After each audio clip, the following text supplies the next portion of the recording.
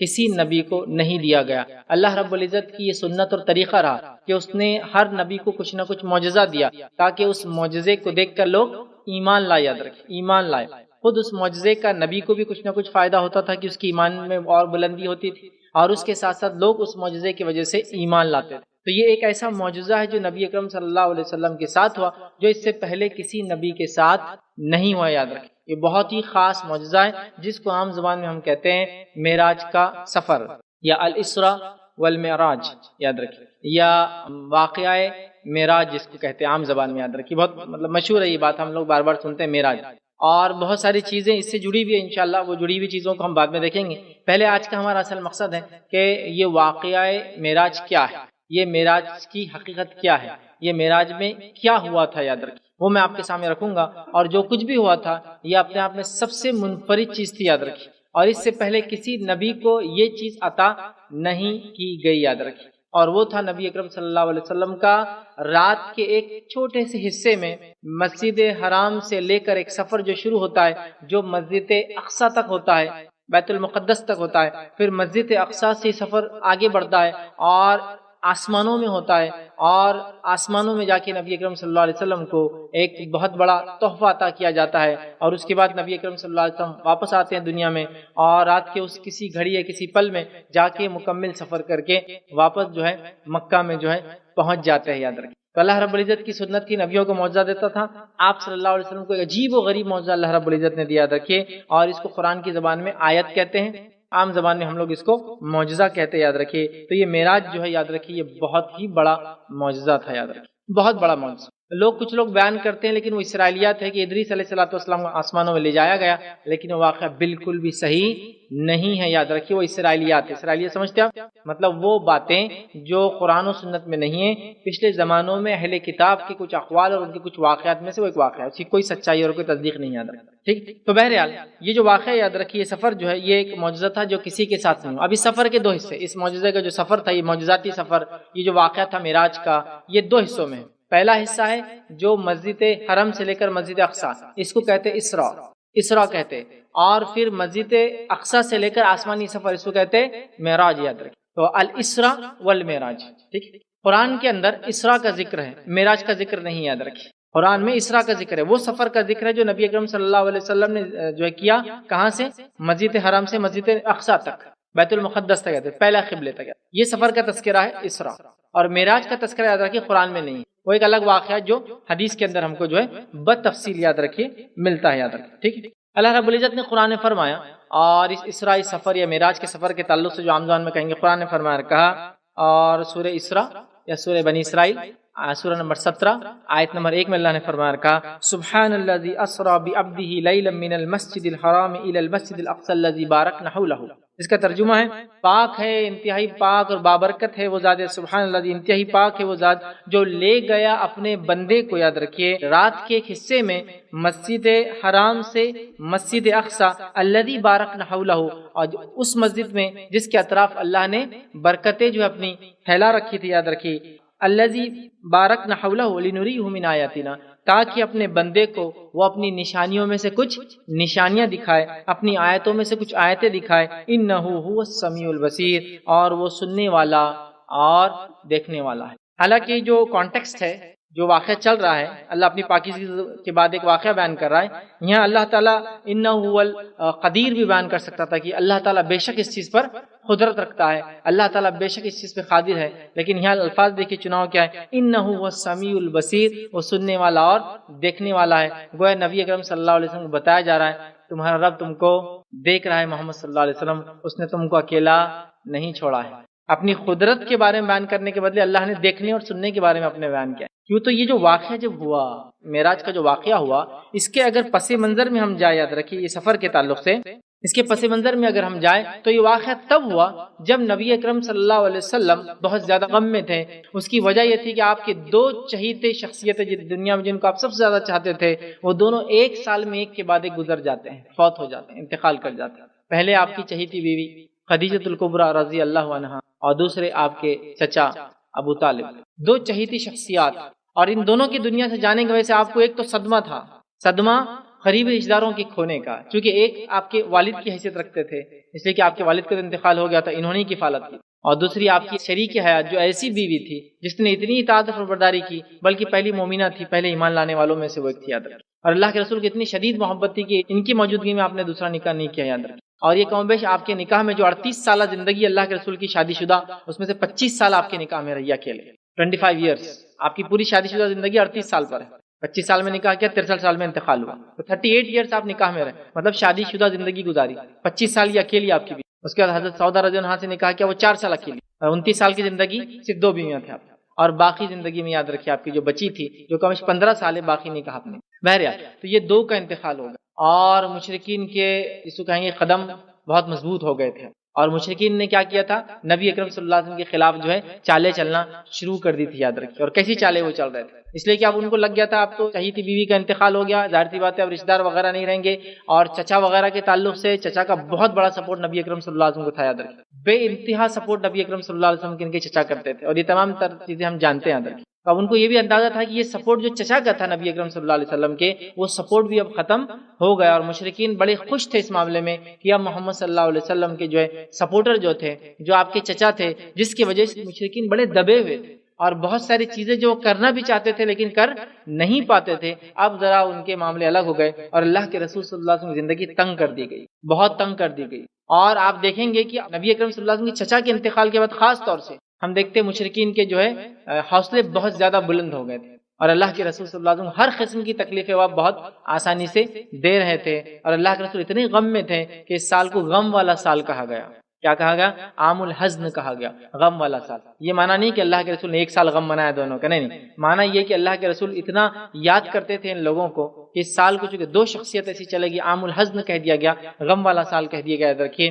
تو یہ ایک ایسا موقع تھا جو اللہ کے رسول صلی اللہ علیہ وسلم سب سے نیچے جا رہے تھے پریشانی کے اعتبار سے، ذہنی سکون کے اعتبار سے، تو اللہ تعالیٰ نے معراج کا سفر کرایا، اور کیا کہا، انہ هو السمیع البصیر، اللہ تعالیٰ سننے والا اور دیکھنے والا ہے۔ اللہ کے رسول کو اللہ بتا رہا ہے کہ ہم نے آپ کو یوں نہیں چھوڑ دیا، ہمیں آپ کے حالات کو دیکھ رہے ہیں۔ اسی لیے اس حالت میں جب آپ سب سے زیادہ اپنے آپ کو جو کمزور محسوس کرتے ہیں، آپ کے ساتھ سب سے بڑا واقعہ پیش آیا اور سب سے مضبوط واقعہ پیش آیا، جو ایک معجزے کے ساتھ ساتھ نبی کے لیے ایمان کی تقویت اور اس کی بلندی کے لیے ایک بہت زبردست چیز، سمجھ رہے بات؟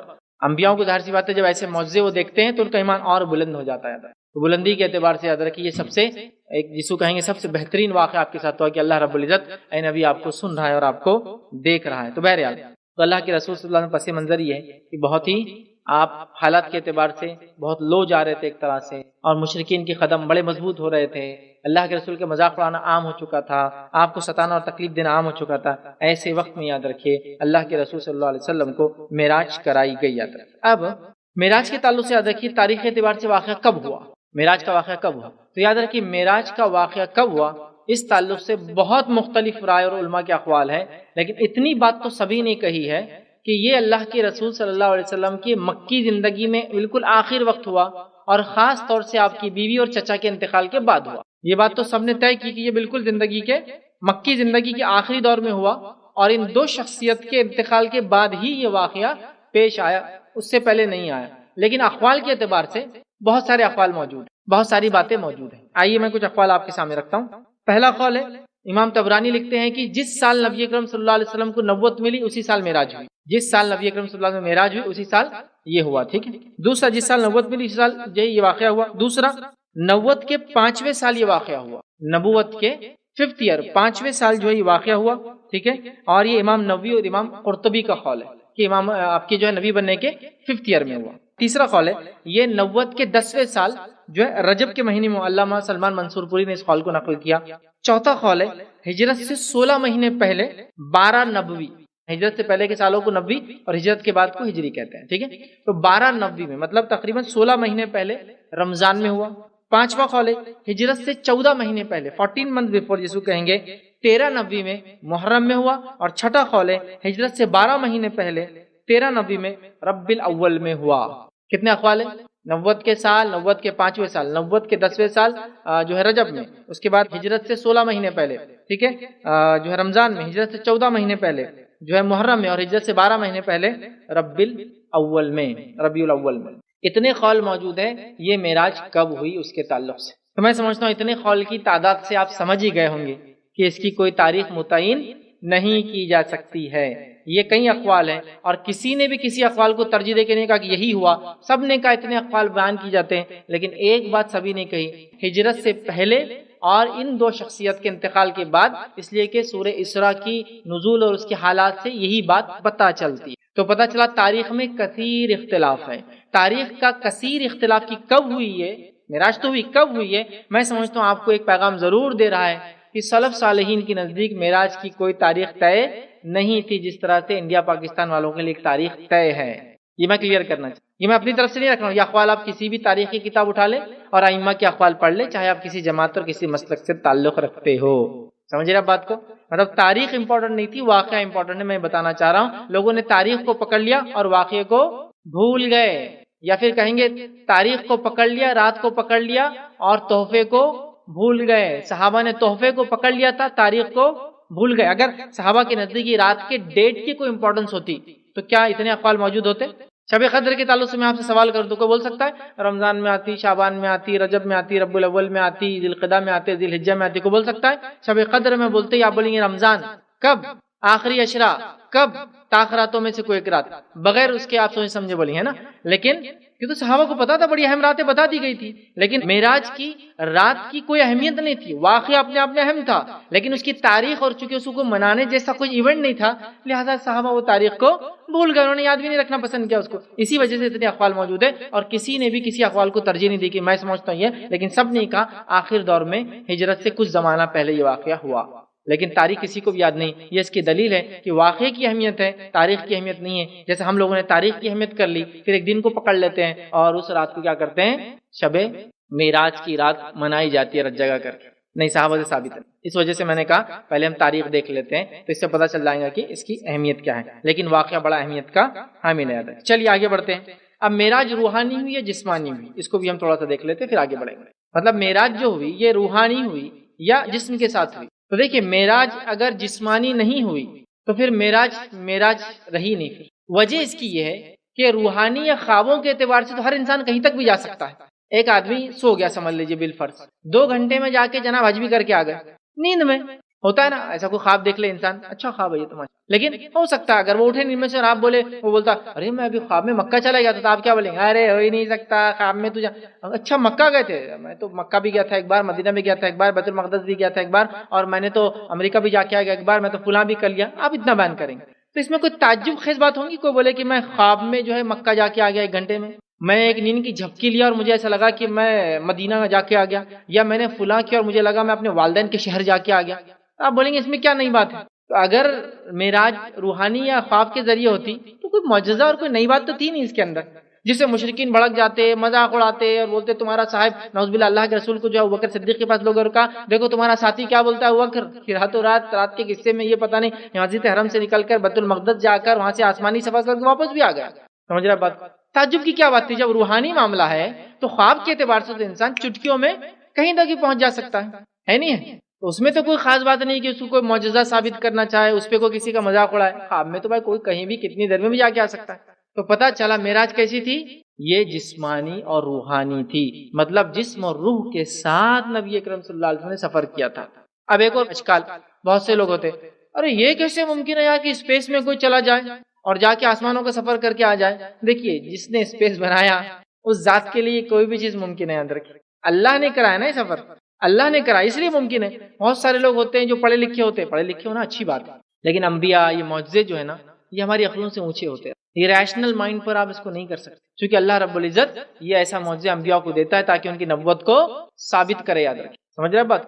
تو لہٰذا اس بات کو سمجھنے کی ضرورت ہے اللہ تعالیٰ نے کائنات بنائی ہے اور وہ اپنے انبیاء میں سے جس کے ساتھ جاتا ہے یہ کر سکتا ہے، نبی کو کوئی ضرورت نہیں۔ پہلی چیز یہ جسمانی اور روحانی طور سے ہوا، اس کی پہلی دلیل کیا ہے کہ اللہ نے سبحان الذی، تعجب کا صیغہ استعمال کیا، سبحان الذی، پاک ہے وہ ذات۔ تعجب خواب کے ذریعے تو کوئی کہیں بھی جا سکتا ہے، اس میں کوئی تعجب نہیں، یہ جسم کا تھا۔ دوسری چیز جو ہے اپنے بندے کا لفظ استعمال کیا، بعبدہ، اپنے بندے کو لے گیا، اور بندہ انسان تبھی ہوتا جب جسم اور روح دونوں ہوں، سمجھ آپ؟ تو دوسری چیز۔ تیسری چیز، کفار نے اس واقعے کا انکار کیا، اگر خواب میں دیکھا ہوتا تو خواب میں تو کچھ بھی دیکھا جا سکتا، تو انکار کی ضرورت ہی نہیں تھی کافروں کی، کافر نے انکار کیا نا، بولا ارے ایسا کیسا ہو سکتا ہے، تو ہی نہیں سکتا، تو کفار کا انکار دلیل ہے یہ واقعہ جسمانی تھا۔ چوتھی چیز یاد رکھیے، بیت المقدس کے تعلق سے کفاروں نے جو سوال کیے اور اللہ کے رسول نے جو جواب دیے، نبی اکرم صلی اللہ علیہ وسلم نے کہا میرے سامنے بیت المقدس کو پیش کیا گیا، اور اللہ کے رسول ہاں یہ ہے، ہاں یہ ہے، یہ بتاتے۔ دیکھیں جب خواب میں کوئی سفر ہوا ہوتا اور اتنی باریکی سے اگر کوئی دوسرا سوال کرتا جو انکار کر رہا ہے، تو اللہ کے رسول نے بول دینا چاہیے تھا میں نے تو خواب دیکھا۔ اور خواب میں چیزیں ایک دم ریئلسٹک نہیں ہوتی ہیں، لیکن ریئلسٹک آپ کو بتایا گیا اور آپ ریئل جواب دے رہے۔ مشرکین نے کہا بیورت تو صحیح ہے، آپ واقعہ جھوٹا بیان کر رہے ہیں لیکن چیزیں سچی بیان کر رہے ہیں اس میں۔ بہرحال انہوں نے اس کو مانا نہیں، لیکن بتایا گیا۔ اگر فزیکلی بتایا جا رہا ہے اور فزیکلی جواب دے رہے ہیں، اس کا مطلب یہ چیز فزیکلی ہوئی تھی، اللہ کے رسول گئے تھے، ورنہ یہ خواب کا معاملہ ہوتا تو آپ مشرکین کے سوال پہ کہہ دیتے بھائی میں نے تو خواب میں دیکھا ہے، اتنا کو پوچھ رہے تم میں سے ڈیٹیل۔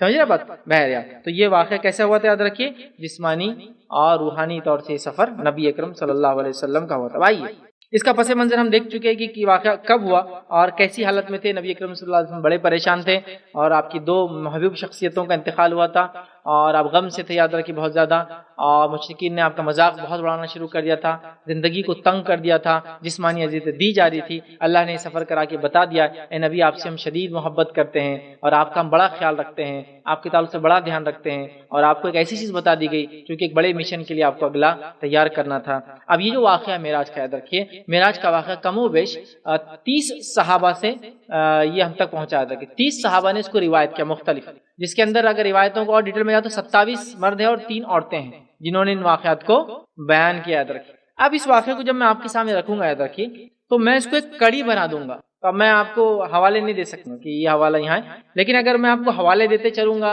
اور ہر حوالے کو ہم دیکھیں گے تو اس حوالے میں ہم پھر اصل ایونٹ سے بھٹک کے ادھر چلے جائیں گے، کیونکہ اس حوالے میں بہت ساری اور بھی باتیں رہیں گی۔ حدیث کا حوالہ دوں گا، یہ حدیث میں اتنی ساری باتیں ہیں، 4-5 چیزیں، تو ظاہر سی بات ہے ہم ادھر چلے جائیں گے۔ تو اب چونکہ ہم کو ایک واقعہ سننا ہے اور مجھے کڑیوں کو جوڑنا ہے، 1 کڑی 2 کڑی 3 کڑی 4 کڑی، 1 سٹیپ 2 سٹیپ، تو چونکہ مجھے ایک واقعے کی شکل دینا ہے تو میں واقعہ بیان کروں گا صرف فی الوقت، ابھی میں آپ کو حوالے نہیں دے پاؤں گا اس کے، چونکہ حوالے دوں گا اور ان حوالوں کو اگر میں آپ کے سامنے رکھوں گا تو ایک تو واقعہ بہت لمبا ہو جائے گا اور ہم پھر وہ جو سٹوری کا جو وہ ہے نا سیرا چھوڑ دیں گے ہر بار، پھر پکڑنے کے لیے بہت دور جانا پڑے گا، پھر واپس آنا پڑے گا۔ تو اس کو ایک سٹوری فارم میں لانے کے لیے، واقعوں کی کڑی جوڑنے کے لیے ریفرنسز میں چھوڑ دوں گا۔ اب واقعہ میں آپ کو سناتا ہوں کیسے کیسے یہ واقعہ ہوا، کس طرح سے ہوا، اور یہ واقعہ یاد رکھیے جیسا میں نے کہا 30 کے قریب صحابہ نے بیان کیا، جس کے اندر یاد رکھیے سب سے زیادہ تفصیل جو واقعہ میں جس صحابی نے بیان کی، واقعہ جو بیان کیا وہ ہے صعصع رضی اللہ عنہ۔ یاد رکھیے صعصع رضی اللہ عنہ نے سب سے زیادہ اس کو تفصیل میں بیان کیا۔ بہرحال ان کی روایت اور کئی روایت جس میں حضرت علی نے بیان کیا رضی اللہ عنہ، عمر ابن خطاب نے رضی اللہ عنہ، ابو ہریرہ رضی اللہ عنہ بیان کیا، انس بن مالک رضی اللہ عنہ،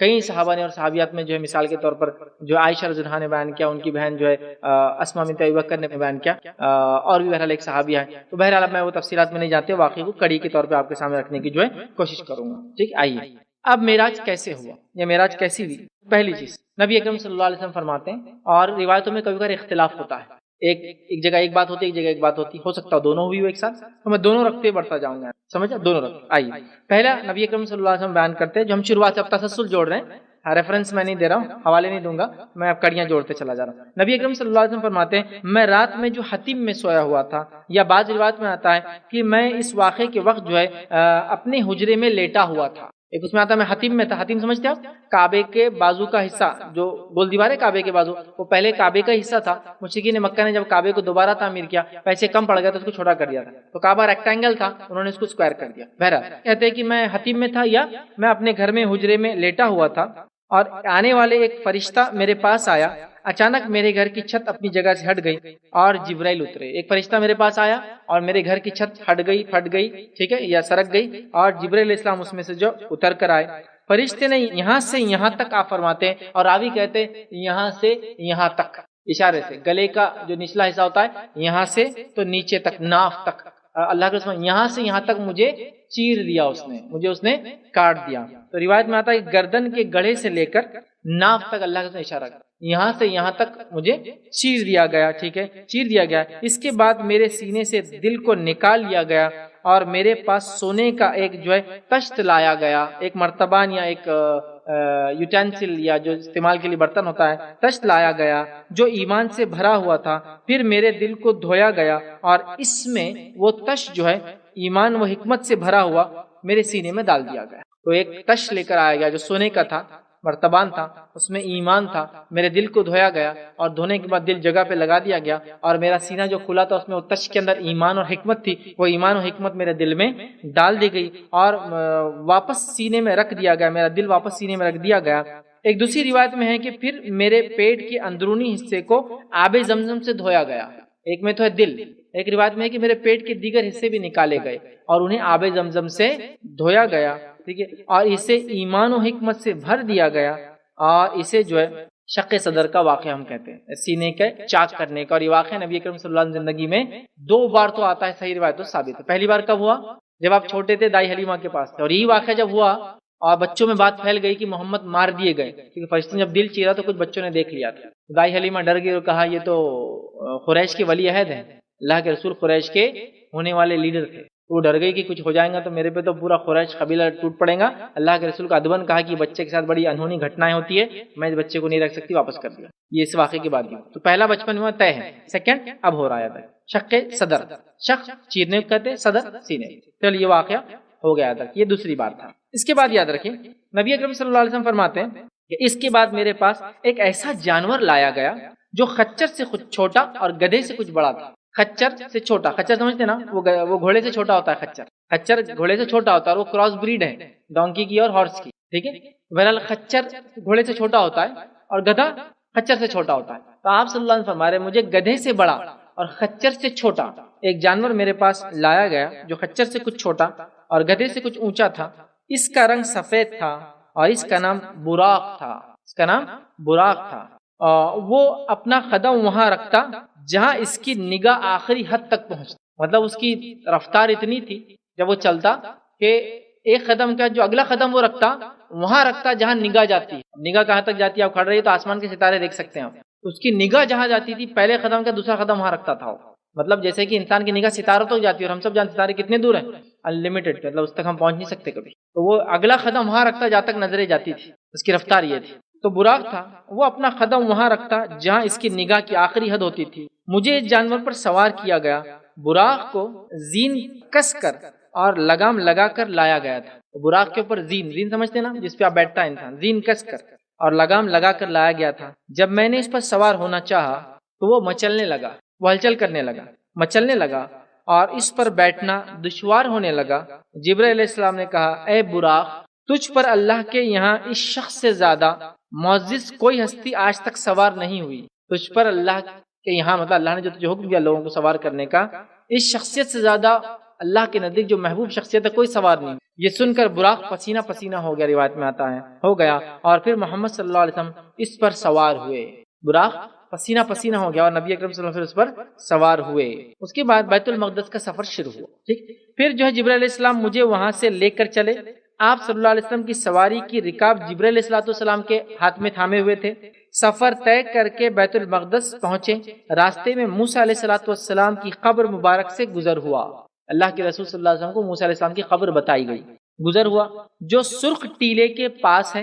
وہ اپنی قبر میں کھڑے ہوئے صلاۃ ادا کر رہے تھے، نماز پڑھ رہے تھے، ٹھیک۔ اب موسیٰ علیہ السلام کا اپنی قبر میں نماز پڑھنا یہ ایک معجزہ ہے اور یہ غائب سے ہے جو نبی اکرم صلی اللہ علیہ وسلم کو بتایا گیا، لہٰذا کوئی اس واقعے سے لے کر کسی غیر نبی کو یا امتیوں میں سے کسی کو شامل نہ کر دے کہ وہ بھی اپنی قبروں میں نماز پڑھتے، ایسا ثابت نہیں۔ یہ صرف اس جلیل القدر نبی کی خصوصیت ہے، اور ان کی کئی اور بھی خصوصیت آپ سب جانتے ہیں۔ نبی اکرم صلی اللہ علیہ وسلم کے زمانے میں صحابہ اور یہودیوں میں جھگڑا ہو گیا، دونوں بولنے لگے ہمارا نبی افضل، ہمارا نبی افضل۔ نبی اکرم صلی اللہ علیہ وسلم نے فرمایا خاص طور سے موسیٰ علیہ السلام کے بارے میں، کہا کہ میرا اور موسیٰ کا موازنہ مت کیا کرو، کمپیریزن مت کیا کرو، کیونکہ روز قیامت جب سب بے ہوش ہو جائیں گے، لمبے عرصے کوئی زندہ نہیں رہیں گا، ہر چیز ختم ہو جائیں گی، اور اس کے بعد جب اٹھیں گے بے ہوشی سے اور میں سب سے پہلے اٹھوں گا اور اللہ کے عرش کے قریب جاؤں گا تو کیا دیکھوں گا کہ موسیٰ مجھ سے پہلے عرش کو پکڑ کے کھڑے ہیں۔ اب میں یہ نہیں جانتا وہ بے ہوش ہوئے تھے یا مجھ سے پہلے اٹھ گئے، لہذا کمپیئر مت کرو میرے کو اور موسیٰ کو۔ تو موسیٰ علیہ السلام کی بڑی خصوصیت ہے، ان میں سے یہ بھی ایک خصوصیت ہے، تو کوئی غیر نبی کو یہ خصوصیت نہ دے، یہ میں کلیئر کرنا چاہتا، ورنہ لوگ لیتے دیکھو موسیٰ پڑھ رہے تھے تو ہمارے فلاں بھی پڑھ رہے تھے، یہ نبی ہے پہلے اور جس کو کہیں گے بہت مقام رکھتے اللہ کے پاس یاد، اور ان کی امت ہماری امت کیا سب سے بڑی ہے۔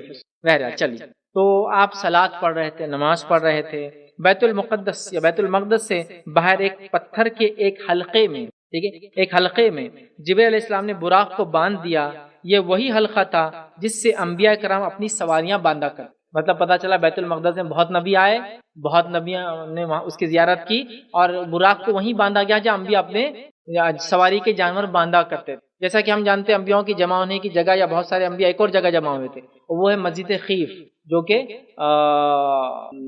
آپ مینا کے اندر مسجد خیف بول کے آپ اگر جائیں گے حج کو تو جب دیکھنے کو ملے گا. مسجد خیف کے تعلق سے فضیلت ہے کہ اس میں 70 نبیوں نے نماز پڑھی. تو ایسی کچھ جگہ ہیں جہاں بہت انبیاء آئے ہیں، تو مسجد خیف بھی اس میں سے ایک ہے. تو بہرحال لیکن اس میں مسجد خیف میں نماز پڑھنے کی یا خیف میں کوئی خاص فضیلت نہیں یاد رکھے، لیکن وہاں اتنے نبیوں نے نماز پڑھی ہے. مطلب وہ بھی حج کو آئے تھے تو مینا میں رکے تھے تو نمازیں پڑھی. تو ویسے مسجد اقصی میں کافی نبی وہاں اس کے اطراف آئے، اس میں برکتیں انبیاء کے آنے کی وجہ سے یاد رکھی پھیلی ہوئی ہے، اور وہاں وہ سواریاں باندھتے تھے تو براق کو وہاں باندھ دیا گیا. ٹھیک.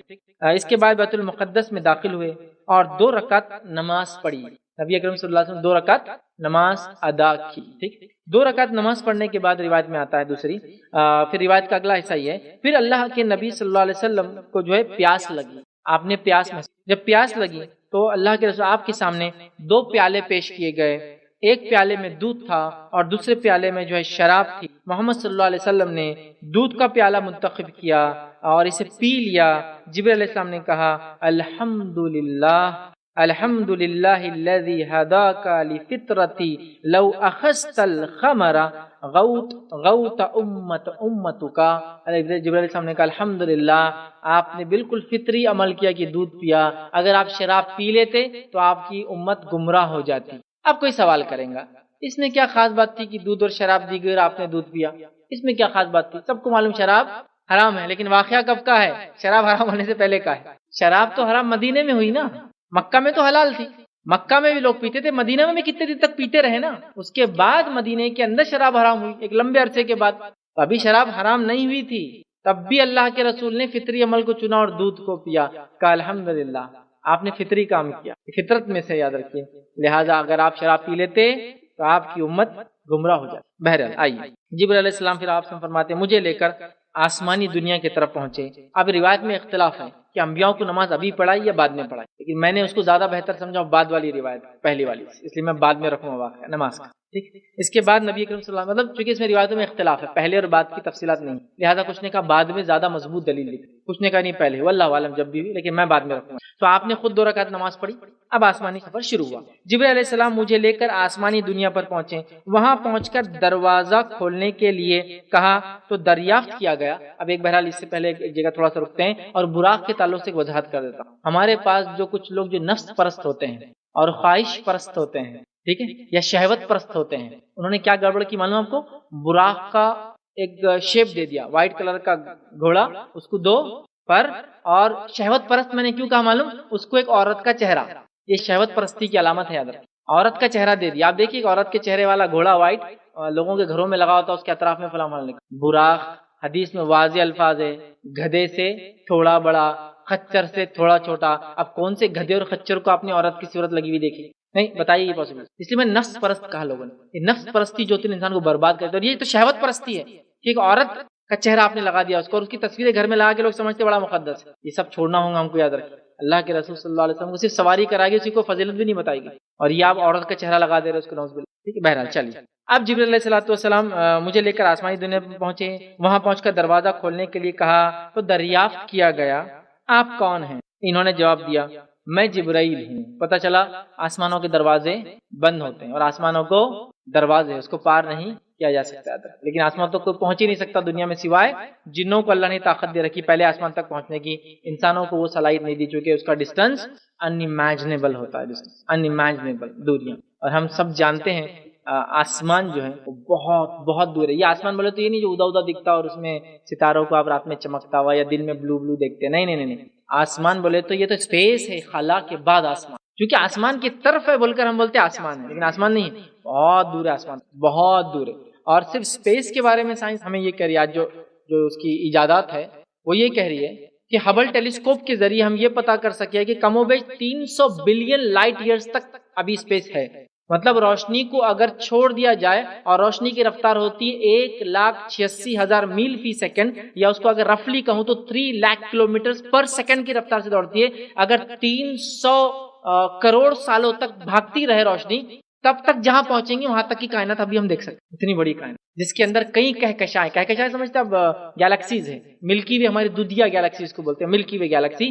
یہ تو ایک چھوٹی سی گیلیکسی تھی, چھوٹی سی کو انتہا نہیں, کیونکہ ایسی بھی گیلیکسیز میں 100 ٹریلین سٹارز ہیں. مطلب ایک گیلیکسی میں 100 ٹریلین والے تو کیا بولیں گے, اس کا بہت بڑی گنتی ہوتی ہے ایکچولی.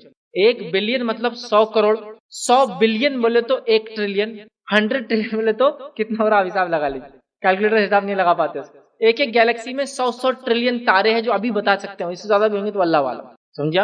اتنی بڑی کائنات میں صرف چھوٹی سی دنیا ہے جس کی کائنات کے ستاروں کے مقابلے میں ایک ذرے کی برابر بھی اوقات نہیں ہے, اس پہ انسان جیتا ہے. اور یہ پوری کائنات صرف ایک مومن بندہ جو اللہ بولتا رہے گا تب تک چالو رہے گا. پورا سسٹم چالو رکھیں گا اللہ جب تک ایک بھی انسان اللہ بولنے والا ہے. جس دن اللہ بولنے والے ختم ہو جائیں گے, کائنات ختم ہو جائیں گی.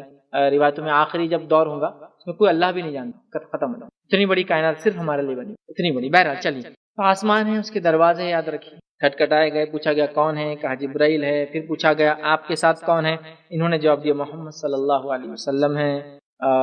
اچھا, اس معاملے میں تھوڑا سا میں رکتا ہوں. لوگ بہت ساری بار جب ایسی یہ روایت بیان کی جاتی نا تو بس بھڑک جاتے ہیں. یہ کون سی بات ہوئی, فرشتوں کو کیا معلوم نہیں ہوں گا اندر سے کون ہے, کیا محمد صلی اللہ علیہ وسلم جیسی ذات آ رہی, کیا پہلے نہیں بتایا گیا ہوں گا, فلاں ہے فلاں ہے. میرے بھائی ذرا رکو, یہ نبی اکرم صلی اللہ علیہ وسلم کی باتیں اپنی زبانی رکھ رہا ہوں. تو یہ میرا بنایا ہوا قصہ نہیں جو آپ نے وہ گستاخی رسول فلاں یہ ہے کچھ بھی بول رہے, ایسا ہوتا ہے کہ آپ مجھے مت بولیے. یہ اللہ کے رسول کی روایتیں ہیں جس میں آپ نے خود یہ فرمایا تھا میں کون ہوتا ہوں یہ بولنا نہیں, پہلے سے فرشتوں نے پہچان لیا, دروازہ کھول کے پہلے سے کھڑے تھے. تو آپ باتوں کو غلط انداز میں نہ لیں بلکہ صحیح انداز میں. تو یہاں اللہ کے رسول نے یہ فرمایا, میں وہی بات کو آپ کے سامنے رکھ رہا ہوں. آپ نے کہا کہ پوچھا گیا تو پوچھا گیا کیوں, واللہ عالم. اللہ کے رسول نے بتایا کیوں, اور صحابہ نے پوچھا کہ آپ سے کیوں پوچھا گیا. سمجھ جاؤ, خاموش رہنا کافی. ٹھیک, بہرحال تو پوچھا گیا تو کہا کون ہے ساتھ میں, تو جبرائیل علیہ السلام نے کہا محمد. پھر پوچھا گیا کیا بلایا گیا ہے, جبرائیل علیہ السلام نے جواب دیا جی ہاں بلایا گیا ہے, انہیں بلایا گیا ہے. تب کہا گیا کہ ہم انہیں مرحبا کہتے ہیں, آنے والے کو آنا مبارک ہو, آنے والے کو آنا مبارک ہو. دروازے کھول دیے گئے, نبی اکرم صلی اللہ علیہ وسلم پہلے آسمان پہ داخل ہو گئے جبرائیل علیہ السلام کے ساتھ. پھر آسمان کا دروازہ کھولا گیا, میں اندر داخل ہوا. آپ فرماتے ہیں جبرائیل علیہ السلام نے مجھ سے کہا یہ آپ کے والد آدم ہے, مطلب اللہ کے رسول کے معلوم نہیں تھا. جبرائیل علیہ السلام نے بتایا یہ آپ کے والد آدم علیہ السلام ہیں, آپ آدم علیہ السلام سے سلام کیجئے. نبی اکرم صلی اللہ علیہ وسلم وہاں گئے, ان کو سلام کیا, انہوں نے سلام کیا. آدم علیہ السلام نے میرے سلام کا آپ صلی اللہ علیہ وسلم فرماتے جواب دیا اور فرمایا نیک بیٹے اور نیک پیغمبر کو خوش آمدید.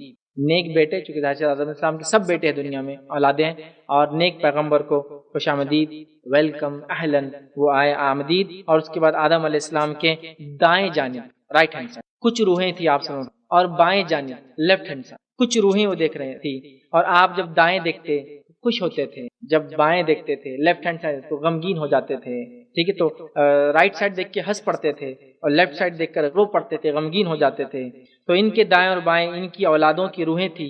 داہنے جانب جب پوچھا گیا تو بیان کیا گیا جنتی روحیں, اور بائیں جانب جہنمی روحیں. اس لیے جب جنتیوں کو دیکھتے اپنی اولاد میں سے تو خوش ہوتے ہیں, جہنمیوں کو دیکھتے اپنی اولاد میں سے رو پڑتے ہیں. ٹھیک ہے, چلیے آگے بڑھیں. اس کے بعد کیا ہوا, اس کے بعد وہ کہتے ہیں کہ اس کے بعد جبرائیل علیہ السلام مجھے لے کر اوپر چڑھے, مطلب آسمان کے اوپر, تہ بتہ آسمان, پھر اوپر کا لفظ اوپر کی طرف چڑھے. اور اسی لیے ہم اوپر کی طرف اشارہ کرتے ہیں, جب بھی دعائیں کرتے ہیں تو اوپر کی طرف ہاتھ کرتے ہیں, اوپر کی طرف دیکھتے ہیں. اور مسلم ہو یا نان مسلم ہو, جب بھی اللہ کا ذکر آتا ہے کیا بولتے ہیں, اوپر والا. جس کو نہیں معلوم بولتا ہوا اوپر والے کے ہاتھ میں. ڈاکٹر سے پوچھے بھائی ہمارا پیشنٹ کیسا ہے, بچے گا نہیں بچے گا, اوپر والا. جو لوگ بت پرستی بھی کرتے ہیں لیکن اگر دنیا میں کامیابی ملتی ہے تو اوپر ہی دیکھتے ہو شکرانے, کیونکہ ان کی فطرت میں یہ بات. اور اللہ تعالیٰ کے پاس اللہ کے رسول بھی جا رہے ہیں, دیکھیے ایک کے بعد ایک اوپر کی طرف جا رہے ہیں. یہ چیز ان لوگوں کے لیے سمجھنے کی بات ہے کہ اللہ تعالیٰ کی ذات ہر جگہ موجود نہیں ہے. اگر ہوتی تو اوپر جانے کی ضرورت نہیں, لمبا سفر, اوپر جا رہے ہیں. آسمان بھی اوپر ہے, ڈائریکشن اوپر کا ہے. اب آپ بولیں گے ہم تو اسپیس میں, ہوا میں ہے, ہم دیکھا جاتا ہے اسپیس میں ہے نا. یہ اوپر نیچے کی تمیز تو دنیا پہ زمین پہ کھڑے تھے, لیکن اسپیس میں تو ہم ہوا میں ایک طرح سے. تو بہرحال اسپیس میں بھی ہے تو اوپر کا اشارہ کریں. اس کے جبرائیل علیہ السلام مجھے لے کے اوپر چڑھے, یہاں تک کہ دوسرا آسمان, مطلب بہت ڈسٹینس ہے دونوں کے بیچ میں, دوسرے آسمان پہ آئے اور اس کا دروازہ کھولنے کے لیے کہا. تو دریافت کیا گیا کون ہے, انہوں نے جواب دیا میں جبرائیل ہوں. پھر پوچھا گیا ساتھ میں آپ کے کون ہیں, تو انہوں نے جواب دیا محمد صلی اللہ علیہ وسلم. پھر پوچھا گیا کیا ان کو بلایا گیا تھا, جبرائیل علیہ السلام نے فرمایا جی بلایا گیا تھا. تب کہا گیا ہم انہیں مرحبا کہتے ہیں اور آنے والے کو آنا مبارک ہو. فرشتوں نے ویلکم کیا. اس کے بعد دروازہ کھول دیا گیا. میں جب اندر داخل ہوا تو میرے سامنے یحییٰ ابن زکریا اور عیسیٰ ابن مریم، دو نبی موجود تھے، دو لوگ مطلب تھے، اللہ کے رسول نے پوچھا تو بتا دیا گیا کون ہے، جو آپس میں خالہ زاد بھائی ہیں، عیسیٰ علیہ السلام اور یحییٰ علیہ السلام، یاد ہے کہ رشتے میں خالہ زاد بھائی ہیں، عیسیٰ علیہ السلام، زکریا علیہ السلام خالو تھے، یاد رکھیں عیسیٰ علیہ السلام کی، لیکن کچھ روایتوں میں کہ ان کی والدہ کے خالو تھے، اور دونوں بات صحیح ہوتی ہے چونکہ عربی زبان کے اندر الفاظ اسی طرح سے ادا ہوتے ہیں، بہرحال تو دونوں خالہ زاد بھائی یہ بتایا گیا۔ اس کے بعد جو ہے وہاں پر جبرائیل علیہ السلام نے مجھ سے کہا کہ یحییٰ اور عیسیٰ ہیں علیہ السلام، آپ انہیں سلام کیجئے۔ میں نے ان دونوں کو سلام کیا تو دونوں نے میرے سلام کا جواب دیا، پھر ان دونوں نے کہا ہم لوگ اپنے نیک بھائی اور نیک نبی کو خوش آمدید کہتے ہیں۔ اب انہوں نے بھائی کا لفظ استعمال کیا، آدم علیہ السلام نے بیٹے کا لفظ استعمال کیا، نیک بھائی اور نیک نبی کو خوش آمدید ویلکم کرتے ہیں۔ پھر اس کے بعد جبرائیل علیہ السلام اللہ کے رسول لے کر چلے، پھر آسمان اوپر کی طرف چڑھے، پھر تیسرے آسمان میں پہنچے، پھر دروازہ کھٹکھٹایا گیا، پھر پوچھا گیا کون ہے تو کہا جبرائیل ہے، ساتھ میں کون ہے تو کہا محمد صلی اللہ علیہ وسلم، کہا بلایا گیا تھا، ہاں بلایا گیا تھا، پھر کہا خوش آمدید مرحبا، آنے والے کو آنا مبارک ہو، ویلکم کیا گیا، اندر لیا گیا۔ اس کے بعد جو ہے وہاں اللہ کے رسول صلی اللہ علیہ وسلم نے ایک شخصیت کو دیکھا، پھر آپ نے جبرائیل علیہ السلام سے پوچھا یہ کون ہے، آپ کو بتایا گیا کہ آپ یوسف علیہ السلام ہیں۔ اس کے بعد جبرائیل علیہ السلام نے کہا کہ یوسف ہے، اے محمد صلی اللہ علیہ وسلم ان کو سلام کیجئے، تو یوسف علیہ السلام کو نبی اکرم صلی اللہ علیہ وسلم نے سلام کیا، انہوں نے جواب دیا، پھر کہا نیک بھائی اور نیک نبی کو آنا خوش آمدید مرحبا، ویلکم آئے ہو، جو اللہ کے رسول صلی اللہ علیہ وسلم فرما رہے یوسف علیہ السلام وہ شخص ہیں جنہیں اللہ تعالیٰ نے دنیا کا آدھا حسن عطا کیا تھا، آدھا حسن، ہاف دا بیوٹی ان کو ملی تھی دنیا میں۔ دنیا کی خوبصورتی کو اگر دو حصوں میں تقسیم کیا جائے تو ایک یوسف کی اور باقی پوری دنیا کی، سمجھ رہا؟ اتنے زیادہ خوبصورت تھے، یاد رکھیں اتنے زیادہ خوبصورت تھے، اسی وجہ سے وہ عزیز مصر اتنے بڑے مقام پہ ہونے کے بعد بھی یوسف علیہ السلام غلام تھے، یاد رکھیے، مطلب آزاد تھے لیکن غلام بنا کے بیچے جا رہے تھے، غلام بنا کے لائے گئے تھے۔ یہ بات عزیز مصر نے اپنے بیٹے جیسا پالا تھا، لیکن عزیز مصر کی بیوی نے غلام پہ بھی اپنی نظریں ڈال دی کیونکہ آپ شخصیت ایسے، اور جب اس پہ الزام لگا اور بات پھیل گئی، وہ بھاگی پیچھے، یوسف علیہ السلام بھاگنے لگے، اب جب وہ دروازے سے باہر نکلے تو عزیز مصر سامنے کھڑا تھا، پبلک بھی کھڑی تھی، اس کی گارڈ وغیرہ، بات پھیل گئی بڑے بڑے لوگوں میں، مالدار لوگوں میں،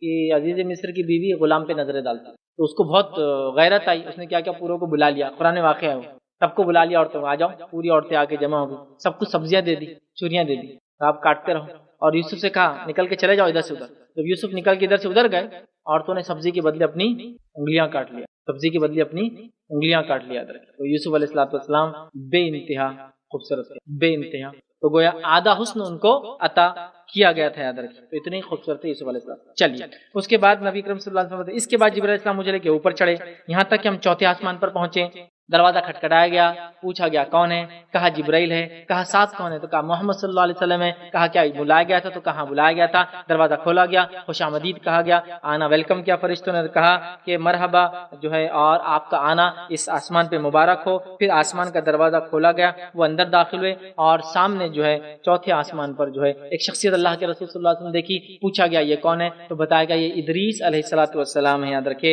اور اللہ کے رسول سے جبرائیل علیہ السلام نے کہا آپ ان کو سلام کیجئے، نبی اکرم صلی اللہ علیہ وسلم نے سلام کیا تو انہوں نے میرے سلام کا جواب دیا اور کہا نیک بھائی اور نیک نبی کو مرحبا، نیک بھائی اور نیک نبی کو مرحبا۔ دیکھیں اس روایت میں ادریس علیہ السلام چوتھے آسمان پر ہیں، اور اسرائیلیت میں بھی ایک واقعہ تھا کہ چوتھے آسمان پر ان کی موت ہوئی تھی، لیکن وہ روایت صحیح نہیں ہے۔ تو بہرحال جو روایتیں آتی ہے وہ اسرائیلیات ہے، اس کی کوئی حقیقت نہیں یاد رکھتی، لیکن یہ بات تو ہے کہ وہ چوتھے آسمان پر ادریس علیہ السلام کو اللہ کے رسول نے دیکھا۔ ہو سکتا ہے اسرائیلیات میں کچھ باتیں انبیاءوں کے ذریعے وغیرہ وغیرہ پہلے زمانے میں گئی ہو، لیکن انہوں نے اس میں خلط ملط کر دیا۔ بہرحال چلیے، تو جبرائیل علیہ السلام نے وہاں ملاقات کروائی اور انہوں نے ان کو ویلکم کیا، اور اس کے بعد اللہ کے رسول صلی اللہ علیہ وسلم وہاں سے پانچویں آسمان کی طرف چڑھے، یہاں تک کہ وہاں پہنچ گئے، پھر وہی دروازہ کھٹکھٹایا گیا، پوچھا گیا کون ہے، کہا جبرائیل ہے، کہا ساتھ کون ہے، محمد صلی اللہ علیہ وسلم، کا اجازت تھی تو کہاں اجازت تھی، فرشتوں نے ویلکم کیا، دروازہ کھولا اور کہا خوش آمدید، آنا مبارک ہو، ٹھیک ہے، اور اس کے بعد اللہ کے رسول صلی اللہ علیہ وسلم اندر داخل ہوئے، اور اندر داخل ہونے کے بعد آپ نے ایک شخصیت کو دیکھا، پوچھا یہ کون ہے جبرائیل تو بتایا گیا یہ ہارون علیہ السلام ہے، جو موسیٰ علیہ السلام کے بڑے بھائی تھے، ہارون علیہ السلام ہے، آپ کو کہا گیا کہ اللہ کے رسول ہارون کو علیہ السلام کو سلام کیجیے، آپ نے سلام کیا، انہوں نے جواب دیا اور سلام کا جواب دیا اور کہا نیک بھائی اور نیک نبی کو آنا مرحبا، مبارک ہو یہاں آنا، مرحبا، ویلکم۔ اس کے بعد جبرائیل علیہ السلام آپ کو لے کر وہاں سے جو اوپر چڑھے، یہاں تک کہ اگلے آسمان پر جو ہے پہنچ گیا، درکے، اور یہ چھٹا آسمان ہے، چھٹے آسمان میں پہنچ کے دروازہ کھولنے کے لیے بولا گیا، دروازہ کھولا گیا، پورے سوالات ویسی ہوئی، کون ہے جبرائیل ہے، ساتھ میں کون ہے محمد صلی اللہ علیہ وسلم، کیا اجازت ملی تھی، کہاں اجازت ملی ہے، دروازہ کھولا گیا، کہا مرحبا، ویلکم، جو ہے آنا آپ کا جو ہے آنے والے کو مبارک ہو۔ اس کے بعد آپ آگے گئے اور وہاں جانے کے بعد آپ نے ایک شخص کو دیکھا، پوچھا گیا یہ کون ہے تو کہا یہ موسیٰ علیہ السلام ہے، اور موسیٰ علیہ السلام کو جبرائیل علیہ السلام نے کہا کہ اے محمد صلی اللہ علیہ وسلم سلام کیجیے، آپ نے سلام کیا، موسیٰ علیہ السلام نے آپ کو ویلکم کیا، یاد رکھیے سلام کا جواب دیا، اور موسیٰ علیہ السلام نے جواب دیا اور کہا نیک بھائی اور نیک نبی کو آنا مبارک ہو۔ جب میں وہاں سے آگے بڑھا تو موسیٰ علیہ السلام رونے لگے، موسیٰ علیہ السلام رونے لگے۔ ان سے دریافت کیا گیا کہ آپ کیوں روتے ہیں؟ تو آپ نے فرمایا اور کہا میرے رونے کی وجہ یہ ہے کہ ایک نوجوان میرے بعد نبی بن کر آیا، بھیجا گیا، لیکن جنت میں داخل ہونے والے ان کے امتیوں کی تعداد میرے امتیوں سے زیادہ ہوں گی، تو اس بات پر میں رو پڑا۔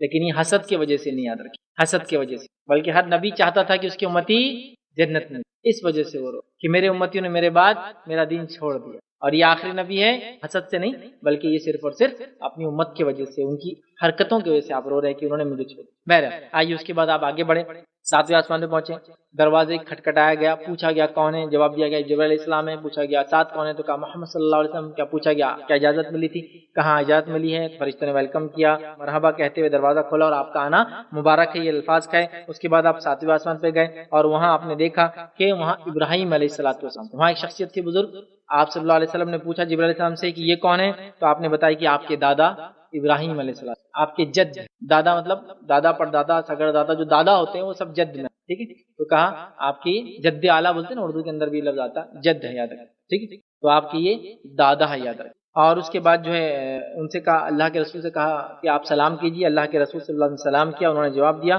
پھر فرمایا نیک فرزند اور نیک نبی کو مرحبا۔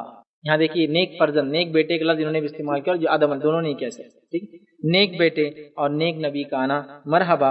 وہاں آپ نے ابراہیم علیہ السلام کو بیت المعمور پر ٹیک لگائے بیٹھے۔ اب موسیٰ علیہ السلام اور ابراہیم علیہ السلام یہ دو تھوڑا الگ کام کر رہے تھے۔ ابراہیم علیہ السلام 7ویں آسمان پہ تھے، اور بیت المعمور یاد رکھیے یہ 7ویں آسمان پہ ایک ویسے ہی گھر ہے جیسا کعبہ دنیا میں، کعبہ جیسا دنیا میں وہ ہے، اور اللہ کے رسول فرماتے ہیں کعبہ کے ڈائریکشن میں یہ 7ویں آسمان پہ یہ بھی ہے، بالکل جیسا کعبہ دنیا میں یہ آسمان، سمجھ رہا، کعبہ دنیا میں ہے اور یہ آسمان پہ بیت المعمور، یاد رکھیں بیت المعمور، اور ابراہیم علیہ السلام اس کو ٹیک لگا کر بیت المعمور پہ فرشتے طواف کرتے یاد رکھیں، اور ایک وقت میں 70,000 فرشتے وہاں ہوتے، لیکن حدیث میں آتا ہے ایک مرتبہ طواف کر کے وہ گزر جاتے ہیں، جب اس سے 70,000 فرشتے ایک وقت میں، تو اگلی بار قیامت تک ان کا دوبارہ چانس نہیں، مطلب فرشتوں کی تعداد اتنی زیادہ ہے، یاد رکھیں ایک ہی بار ان کو موقع ملتا ہے بیت المعمور پہ آنے کا۔ اور بیت المعمور جو ہے کیسا ہے معلوم آپ کو، طواف کرنے کے بعد فرشتے اس میں داخل ہوتے ہیں، اور بہرحال بیت المعمور پہ فرشتے اندر جاتے ہیں، 70,000 ایک وقت میں عبادت کرتے، اگلی بار چانس نہیں۔ اس کے بعد جو ہے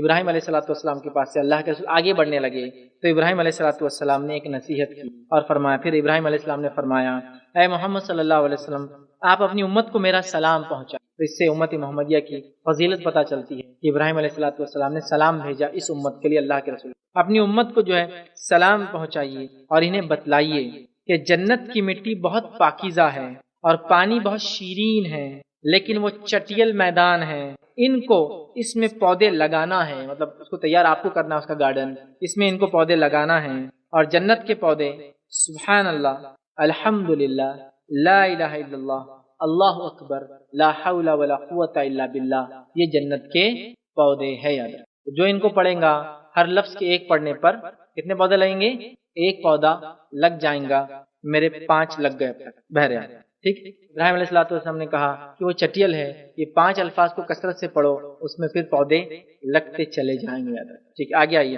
اس کے بعد نبی اکرم صلی اللہ علیہ وسلم آگے بڑھے، 7واں آسمان یہ لاسٹ ہے، یاد رکھیے، 7ویں آسمان سے آپ آگے بڑھے اور سدرۃ المنتہا پہنچ گئے۔ سدرۃ المنتہا یہ آخری حد ہے کسی فرشتے کی جانب، لمٹ سے آگے نہیں جا سکتا کوئی، اور وہ بھی جبرائیل علیہ السلام وہاں تک جا سکتے، ان کی اینڈ لمٹ، ٹھیک۔ اس کے بعد جو ہے سدرۃ المنتہا تک لے جایا گیا۔ یہاں آپ صلی اللہ علیہ وسلم نے جبرائیل علیہ السلام کو ان کے اصلی شکل میں دیکھا، اور یہ سیکنڈ ٹائم ہی دیکھا آپ نے، صرف 2 بار اصلی شکل میں، 2 ٹائم، ایک بار پہلی بار حدیث میں آتا ہے زمین سے آسمان تک سب بھر گیا تھا ان کی وجہ سے، سیکنڈ ٹائم تھا جو ریئل فیس، ورنہ ہمیشہ وہ انسانی شکل میں آتے تھے، میں نے ان کو اصلی شکل میں دیکھا، آپ فرماتے ہیں سبز خوبصورت باریک ریشمی جوڑے میں دیکھا، سبز گرین خوبصورت باریک ریشمی، یاد ہے کہ ریشم دنیا میں مردوں کو پہننا حرام ہے، جنت میں ریشم سب پہنیں گے، تو جبرائیل علیہ السلام کا لباس سبز ریشم باریک لباس آپ پہنے ہوئے تھے، یاد ہے کہ جوڑے میں دیکھا۔ ان کے 600 سے زیادہ پر تھے، 600 سے زیادہ پر تھے، اور یا بازو تھے، روایت میں آتا بازو یا پر، جو بھی ہے بازو یا پر تھے، اور ان کے پروں کے اندر سے جو ہے در اور یاقوت ہیرے اور موتی جھڑ رہے تھے جب وہ ہلتے ادھر سے، ہیرے موتی جھڑ کر نیچے گر جاتے ہیں، اتنے مطلب ایسا ہوتا ہے نا ایک خوبصورت پرندہ پر ہلایا تو اس کے کچھ خوبصورت پر گر جاتے ہیں، لوگ اٹھا کے رکھتے ہیں، تو بہرحال ان کے پروں میں سے ہیرے جواہرات ہوتے ہیں اور بہت طاقتور ہوتے فرشتے، یاد رکھیے خاص طور سے جبرائیل علیہ السلام جب قیامت ہوں گی تو اللہ کے حکم سے یا جو لوگوں کو بستیوں کو جب پلٹنا ہوتا تھا تو یہ صرف ایک پر کو ہلاتے تھے تو بستی کی بستی اور ہر چیز پلٹ جاتی ہے، اتنے طاقتور ہے۔ بہرحال میں اس لیے کہہ رہا ہوں کہ بہت سارے لوگ جبرائیل علیہ السلام کے نام سے پتہ نہیں کیا کیا واقعہ بنا دیتے کہ جبرائیل علیہ السلام کو کسی عام آدمی نے پکڑ لیا تو کوئی جو ہے ان سے کام کروا دے رہا، تو کوئی ان سے پتہ نہیں کیا کیا کر رہا، یہ ایسی شخصیت نہیں ہے، بہت بڑے فرشتے ہیں اور عام لوگوں کے پاس نہیں آتے، ایسے انبیاؤں کے لیے خاص ہیں۔ ہوتا ہے نا جیسا کہ بڑے بڑے ڈگنیٹریز یا بڑے بڑے لوگ جو دوسرے ملک کے کسی ملک آتے ہیں تو کچھ خاص لوگ ہی ان کو ریسیو کر سکتے ہیں، ہر آدمی کا نہیں رہتا ہے معاملہ، ویسی شخصیت ہے جبرائیل السلام کی، انبیاؤں کے پاس جاتے ہیں صرف وہی لے کر۔ بہرحال چلیے تو اصلی شکل میں دیکھا اور جن کے 600 زیادہ بازو تھے اور ان کے بازوؤں سے در و یاقوت، یہ پتھر کے نام ہے یاد رکھیے، وہ جھڑ رہے تھے، ہیرے موتی بولیے آمزن جھڑ رہے تھے۔ پھر اس پر عجیب سما طاری ہو گیا، اس درخت کے پھل مقام ہجر کے مٹکوں کے مانند تھے، تو وہ جو سدر تھا، سدرۃ المنتہا، سدر ایک جھاڑ کا نام ہے، منتہا وہ انتہا تھی جبرائیل علیہ السلام کی، اس لیے سدرۃ المنتہا فرشتے کی جبرائیل السلام کی آخری حد تھی، وہ یاد رکھیے۔ اور سدر کہتے ہیں بیر کو، بیری کے جھاڑ کو، وہ سدر کا جھاڑ وہاں تھا جنت میں، بیری کا جھاڑ جنت کے جھاڑوں میں سے ایک جھاڑ، سدر کا جھاڑ تھا، بیری کا جھاڑ تھا، اور اس کا ایک ایک پھل جو ہے اللہ کے رسول ہجر کے مٹکے، ہجر ایک مقام ہے وہاں مٹکے بنتے تھے، ہجر کے مٹکوں کے مانند، اتنے بڑے بڑے اس کو پھل تھے مانند، اور اس کے پتے ہاتھی کے کان جیسے تھے، یاد رکھیے۔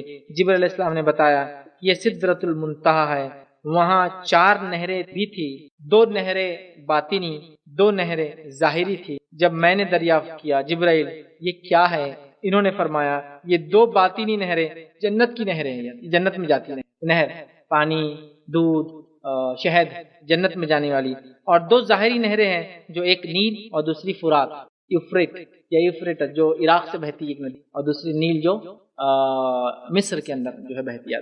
2 ظاہری ندیاں یہ ہیں اور 2 باطنی ندیاں جو جنت میں جاتی ہیں۔ آپ کو مزید اوپر لے جایا گیا، یہاں قلم کی چرچراہٹ سنائی دے رہی تھی، یاد رکھیے۔ پھر جو ہے میرے سامنے بیت المعمور کو پیش کیا گیا، ٹھیک ہے۔ اس کے بعد ایک برتن میں شراب، ایک برتن میں دودھ اور ایک برتن میں شہد لایا گیا، تو میں نے دودھ کو لے لیا۔ جبرائیل علیہ السلام نے کہا یہ فطرت ہے جس پر آپ اور آپ کی امت ہے، مطلب آپ حلال چیز کو لیتے ہیں اور فطری چیز ہے دودھ پینا، یاد رکھیں۔ اس کے بعد یاد رکھیے پھر نبی اکرم صلی اللہ علیہ وسلم، جبرائیل علیہ السلام وہاں رک گئے، اللہ کے رسول صلی اللہ علیہ وسلم آگے بڑھے جہاں اللہ رب العزت سے آپ کی ملاقات ہوئی، لیکن آپ نے اللہ تعالیٰ کو دیکھا نہیں، اس بات کو یاد، ٹھیک۔ تو بہرحال اس کے بعد پھر اس کے بعد مجھ پر ہر دن 50 وقت کی نمازیں فرض کی گئی۔ اس فرض صلات کے ساتھ جب میں واپس آیا اور موسیٰ علیہ السلام کے پاس پہنچا، مطلب 6 آسمان، تو موسیٰ علیہ السلام نے مجھے کہا کہ اے محمد صلی اللہ علیہ وسلم، میرا بڑا تجربہ ہے قوم کے تعلق سے، تمہاری قوم جو ہے 50 نمازیں نہیں پڑھ سکتی چونکہ 50 نمازیں فرض کی گئی، میری قوم پہ تو 3 ہی تھی، وہ 3 نہیں پڑھ پائی، 50 more۔ آپ واپس جائیے، اللہ سے گزارش کیجیے۔ موسیٰ علیہ السلام کی تجویز پر نبی اکرم صلی اللہ علیہ وسلم واپس گئے اور اللہ کے پاس حضور میں گئے اور تخفیف کی دعا کی، اللہ تعالیٰ نے تخفیف کر کے 10 معاف کی۔ پھر واپس آئے، پھر پوچھا کتنی ہوئی، تو کہا 40، تو کہا پھر واپس جاؤ، پھر اللہ تعالیٰ سے تخفیف کرو۔ اللہ کے رسول صلی اللہ علیہ وسلم پھر پیچھے گئے، پھر 10 کم ہوئی، ایک روایت کے اندر 5 کم ہونے کے لفظ ہے اور ایک روایت میں 10 کم ہونے کے لفظ، بہرحال جو بھی، تو 10 کم ہوئی، پھر 10 کم ہوئی، پھر 10 کم ہوئی، پھر وہ آتے رہے، موسیٰ علیہ السلام کہتے رہے جاؤ واپس، پھر وہ جاتے رہے، پھر آتے رہے۔ جب اس کے بعد ہو گیا، 4تھی بار آئے تو کہا جائیے اللہ کو کہیے اتنی نمازیں نہیں ہوں گی آپ کی قوم سے۔ اللہ کے رسول صلی اللہ علیہ وسلم واپس گئے، پھر آئے، پھر موسیٰ علیہ السلام نے کہا کہ کتنی ہوئی، تو کہا 5 ہو گئی، تو کہا رہے 5 بھی بہت زیادہ ہے، نہیں ہوں گی، میری امت کو تو 3 نہیں ہوئی تھی، آپ پھر واپس جائیے۔ نبی اکرم صلی اللہ علیہ وسلم نے کہا اب مجھے حیا آتی ہے، شرم آتی ہے۔ کتنے بار جا کے، پہلی بار گئے 10، دوسری بار گئے 10، تیسری بار گئے 10، 4تھی بار گئے 10، تو 40 تو آلریڈی ہو گئی، پھر 5ویں بار گئے تو 5 کم ہوئی، 5 بار جا کے آ گئے، 45 نمازیں کم ہو گئی، اور مجھے حیا آتی ہے، مجھے شرم آتی ہے کہ میں پھر جاؤں اور کروں، اور 5 وقت کی صلات کا حکم ملا۔ پھر واپس میں جب موسیٰ علیہ السلام کے پاس سے گزرا تو انہوں نے دریافت کیا کہ کیا حکم ملا ہے، میں نے بتایا کہ روزانہ کی 5 وقت کی صلات کا حکم ملا ہے۔ انہوں نے کہا کہ آپ کی امت روزانہ 5 وقت کی صلاتوں کی بھی طاقت نہیں رکھتی ہے، میں نے آپ سے پہلے لوگوں کے تجربے کیے ہیں اور بنی اسرائیل کی جو ہے اصلاح و تبدیلی کی انتھک کوشش کی تھی میں نے، پھر بھی وہ نہیں پڑھتے تھے 3 وقت کی نماز. آپ واپس جا کر اپنی امت کے لیے مزید تخفیف کی جو گزارش کیجیے. تو اللہ کے رسول صلی اللہ علیہ وسلم نے فرمایا کہ بار بار جاتے اور تخفیف کا سوال کرتے، مجھے اب شرم محسوس ہوتی ہے، اب میں اس حکم پر راضی ہوں اور سر تسلیم خم کر کے اس بات کو قبول کرتا ہوں 5 نمازوں کو. اس کے بعد جو ہے نبی اکرم صلی اللہ علیہ وسلم نے فرمایا جب میں وہاں سے آگے بڑھا تو ایک اعلان کرنے والے نے اعلان کیا کہ میں نے اپنا فریضہ نافذ کر دیا اور اپنے بندوں پر تخفیف بھی کر دی.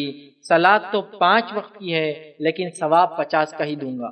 اور اسی لیے جو ہے ایک نیکی کا اجر اس امت میں 10 کے برابر ہو جاتا ہے. اور یہ بات ہم جانتے ہیں. جیسے کہ کوئی رمضان کے روزے رکھ لے تو کتنے ہوئے؟ 1 مہینے کے 30 روزے.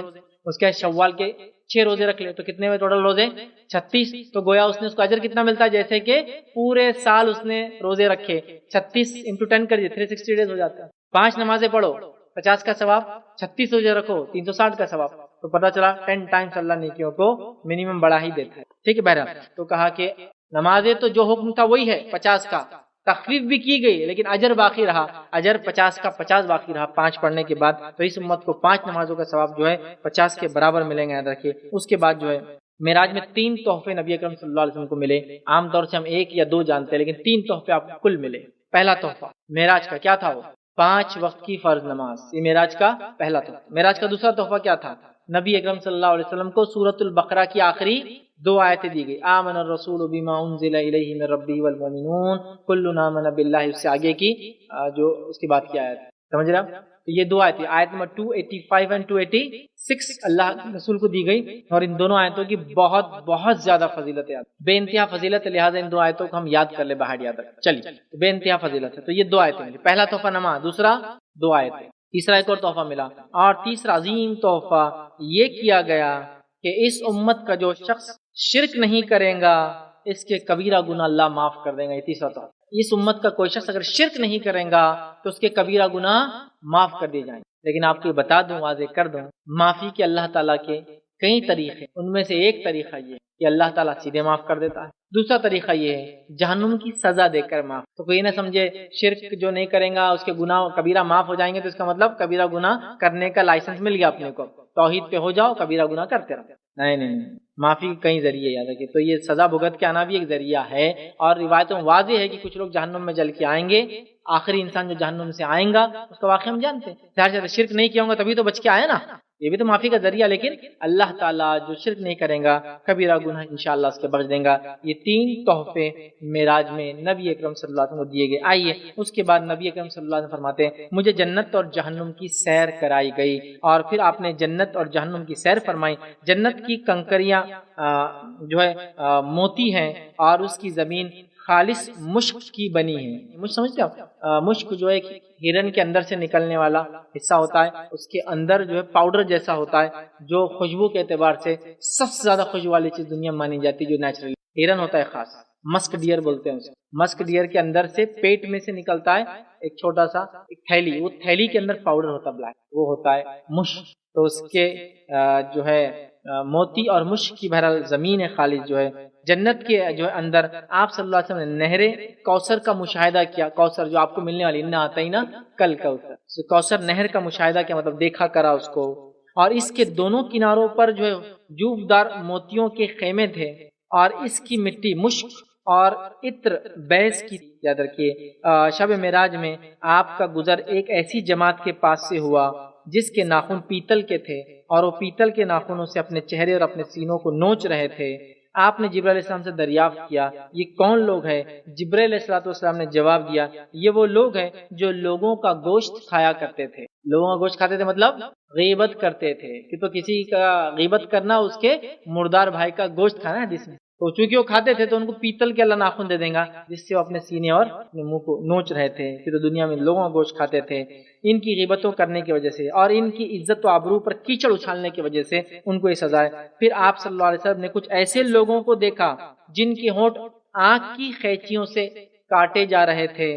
جبرائیل علیہ السلام دریافت کرنے پر بتایا گیا کہ یہ امت محمدیہ کے وہ خطبہ اور مقررین ہیں، وہ بیان کرنے والے اور خطیب ہے جو بڑے بڑے بیانات کرتے تھے. وہ خطبہ اور مقررین ہیں جو لوگوں کو نیکیوں کا حکم دیتے تھے اور خود اپنی ذات کو گناہوں سے روکتے نہیں تھے، مطلب بولتے ایک چیز تھے، کرتے ایک چیز تھے، اپنی ذات شریف کو فراموش کر جاتے تھے، اپنے آپ کو چھوڑ کر دوسروں کو حکم دیتے تھے، حالانکہ وہ خود بھی قرآن پڑھتے تھے مگر اتنی عقل نہیں رکھتے، کہ خود پڑھتے ہیں لیکن خود عقل نہیں رکھتے، عمل نہیں کرتے۔ پھر آپ صلی اللہ علیہ وسلم نے جنت و جہنم پر مقرر فرشتوں سے ملاقات کی، سب نے آپ کو پرتپاک خوش آمدید کا استقبال کیا، مسکراتے ہوئے شگفتہ لبوں کے ساتھ آپ کو مرحبا کہا، سوائے ایک شخص کے، مطلب ایک فرشتے کے، جس نے مرحبا تو کہا، بہت اچھے سے استقبال کیا، لیکن چہرے پر اس کے مسکراہٹ نہیں تھی۔ ٹھیک ہے، نبی اکرم صلی اللہ علیہ وسلم نے پوچھا جبرائیل سے دریافت کیا، یہ کون شخص سے استقبال تو کیا لیکن ہنستا نہیں ہے، ذرا بھی مسکراہٹ نہیں چہرے پر، جس کے چہرے پر اس موقع پر بھی مسکراہٹ نہیں؟ جبرائیل علیہ السلام نے جواب دیا، یہ داروغہ جہنم مالک ہے، یہ جب سے پیدا ہوا ہے آج تک کبھی اس کے چہرے پر مسکراہٹ نہیں۔ ٹھیک ہے، اگر آئی ہوتی تو آپ کے لیے ضرور ہنستا، اگر یہ مسکرا سکتا تو آپ کے لیے مسکراتا، لیکن آپ کے لیے بھی نہیں کیا، مطلب یہ کبھی ہنستا نہیں جب سے پیدا ہوا۔ ٹھیک، مطلب وہ سخت فرشتے ہیں کیونکہ وہ جہنم میں لوگوں کو ڈالنا ان کا کام ہے، یاد رکھیے۔ اسی طرح نبی اکرم صلی اللہ علیہ وسلم آسمانوں سے پھر 7 6 5 کرتے کرتے لوٹ کر واپس آئے، پھر نبی اکرم صلی اللہ علیہ وسلم زمین کی طرف آئے، واپس ہوئے، اور واپس ہونے کے بعد آپ بیت المقدس پہنچے، یہاں آپ نے تمام انبیاءوں کو نماز پڑھائی، یاد رکھیے، جو جمع ہوئے تھے، اور آپ نے ان کی امامت فرمائی، اور سب نے آپ کی اقتداء میں نماز ادا کی۔ اسی لیے اللہ کے رسول صلی اللہ علیہ وسلم کو امام الانبیاء کا خطاب دیا جاتا۔